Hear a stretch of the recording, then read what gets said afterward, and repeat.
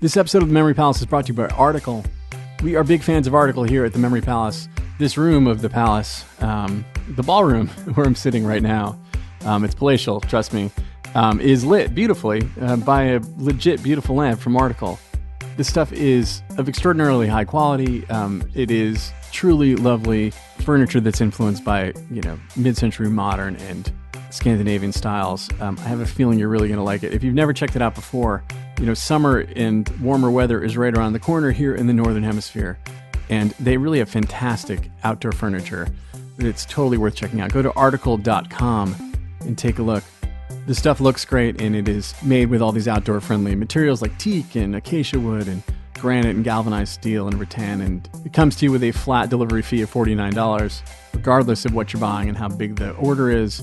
So go to www.article.com/memorypalace and get $50 off your first purchase of $100 or more. That is www.article.com/memorypalace. Go check it out.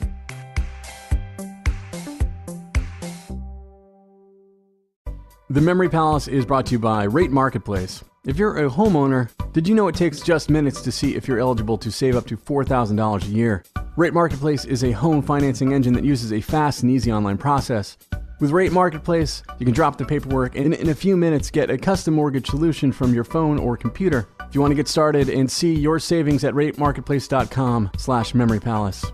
That's ratemarketplace.com/memorypalace. They are an equal housing lender. MLS number 1137890. This is the Memory Palace. I'm Nate DiMeo. Picture a box. It's made of wood. Maybe pine. It's simple. 3 feet long, 2 feet wide, 2.5 feet deep, and open at the top. Now picture yourself climbing inside. Sit down. Feel the wood against your back. Run your fingers along the rough surface of the boards. Maybe you have to hug your knees to your chest just to fit inside. Picture someone closing the box. Nailing it shut. Picture the darkness. Picture a man, 5'8" but big, barrel-chested, nearly 200 pounds. His hair is parted in a thick wave, like Frederick Douglass when he was young. His hand is wrapped in a bandage. This man is Henry Brown. He was born bound in 1815 on a Virginia plantation owned by a man who treated Henry and his family well, which is a relative term. They weren't beaten. They were well fed and clothed and sheltered. But even as a boy, Henry Brown knew that wasn't enough, because he felt that love and friendship were the most important things in life. And he knew that if you were not free, those things could be taken from you at any moment. And when he was a young man, they were. When the man who owned him and his family died, and his assets were distributed among his 4 sons, and Henry Brown, and his mother and father, and his sisters and brothers were among those assets. Henry Brown went to work in Richmond, in a factory owned by the man's son. He worked 14 and 16-hour days, baling and boxing the tobacco leaves that had been cleaned and separated from seeds by women and children. The factory's overseer would beat slaves. He tied a feverish man to a post in the center of the warehouse as an object lesson, teaching people what would happen if they tried to take a sick day. But this man was better, less cruel than many men in his position. Better, Henry had heard in rumors and whispers, than the men who now owned his parents and his siblings. But he would never know for sure, because he would never see the family he loved again.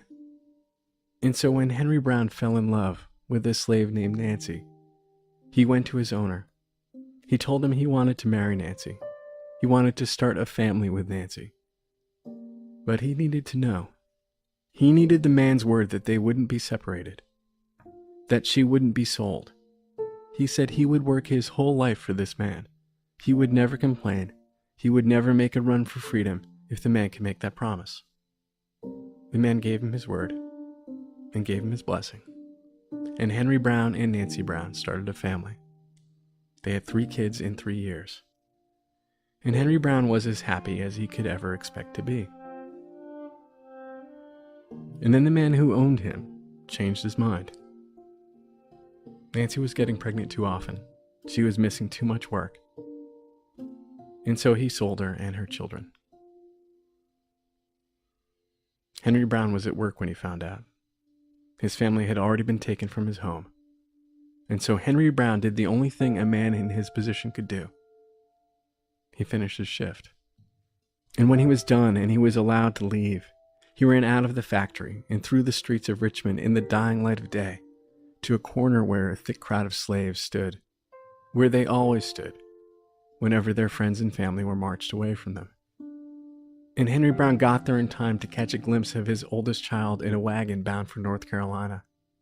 And in the columns of people that trailed behind it, men and women, older children, dozens and dozens, shuffling through the dust of the stone street, he found Nancy, rope around her neck, an iron band around her wrists. And he ran to her, and he slipped his hand between her bound hands, and laced his fingers in hers. And he walked with her in the slow march for 4 miles, and then watched as she disappeared into the night. And Henry Brown swore this wouldn't be the last time he would see her. He found a man named Smith, who knew another man named Smith, who knew men in the North who would help Henry Brown, if he could somehow find a way to escape to Philadelphia. Picture a box, 3 feet long, 2 feet wide, 2.5 feet deep, in the center of the floor of a shoemaker shop owned by a man named Smith. Now picture Henry Brown, 5'8", 200 pounds, climbing into that box. His hand is wrapped in a bandage because the only way he could leave work long enough to even attempt an escape was if he were injured. So he stuck his finger in sulfuric acid until it ate to the bone, and they let him take a day off. Picture Henry Brown sitting in the bottom of the box, pulling his knees to his chest, and leaning forward, curling himself into a ball so he could fit, as the man named Smith shut the top of the box, nailed it closed, and all went dark. Picture this man named Smith, a white man, only 4'9" tall, rolling the box in a dolly to the shipping clerk, whispering to Brown to keep quiet, telling the clerk that the simple wooden box marked "This End Up" contained shoes and fragile things, and asking the man to be careful, because a lot could happen to the contents of a box that had to travel 250 miles by wagon and locomotive and steamboat. Now picture this box and the man inside it as it made that journey. 27 hours. Picture Henry Brown inside as he felt himself lift off the ground, as he hoped he'd remain upright, as he hoped nothing on the wagon would block his air holes. Picture his relief as they didn't. And picture a moment when the box was thrown onto the back of a train, and when it was transferred onto a steamship, and placed upside down, and he spent 8 hours on his head, afraid his eyes would burst from their sockets, sure he would die, but unable to cry out, because there were men sitting on top of the box, hanging out and drinking beers. And then picture the box being opened in a fancy living room in Philadelphia, and Henry Brown stepping out of the box, a free man. Word got around. A man doesn't successfully mail his way out of bondage without word getting around. His escape was celebrated by abolitionists throughout the North. His biography came out in September of 1849, just 4 months after he had come out of the box, and Henry Brown became Henry Box Brown, and he was good at the role. He had a hell of a story to tell, and he told it well.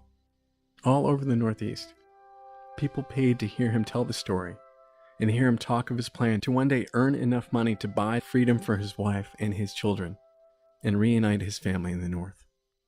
But by the next year, things had changed. The man named Smith was arrested for trying to ship other slaves north, and Frederick Douglass himself was blaming Henry Brown, saying his fame had hurt the cause of liberty and cut off a route to freedom.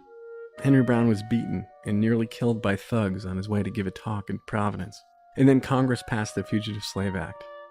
And Brown was not only a fugitive slave who could be legally kidnapped and taken back to his owner in Virginia, He was a famous fugitive slave, so he left for England, where things would be different and safe, vowing to return one day and free his family. And things were different in England. He arrived in the fall of 1850 and found that he was already famous.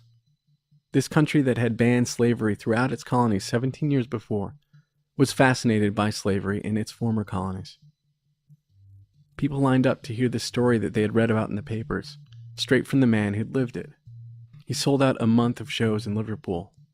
He was joined in the road by the man named Smith, who had avoided prison thanks to the help of his wealthy friends up north, and the two of them played concert halls in London, and churches in the Midlands, and public houses in the Irish countryside. Hundreds of performances.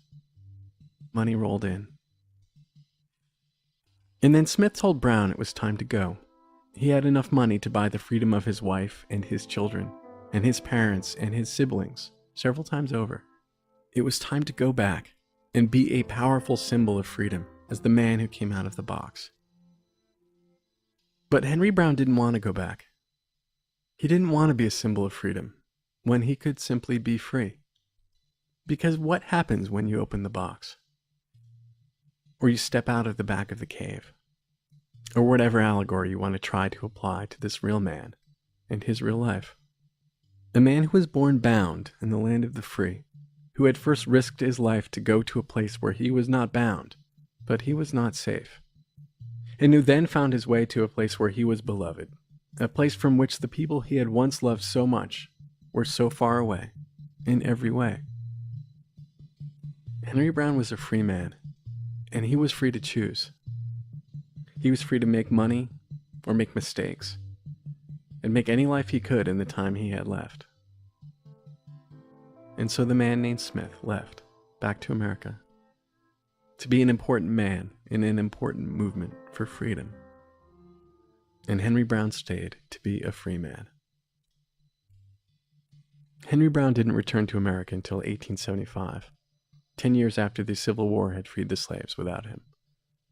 He was accompanied by his daughter Annie and a new wife whose name no one now knows.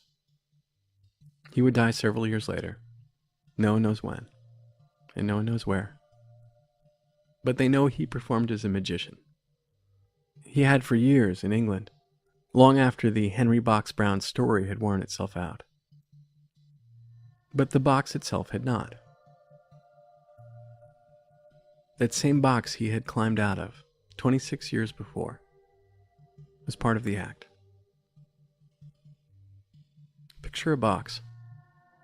A simple wooden box, 3 feet long, 2 feet wide, 2.5 feet deep, sitting in the spotlight in the center of a stage at a magic show somewhere in America. And picture a man in his 60s, 5'8", but stooped at the shoulders after years of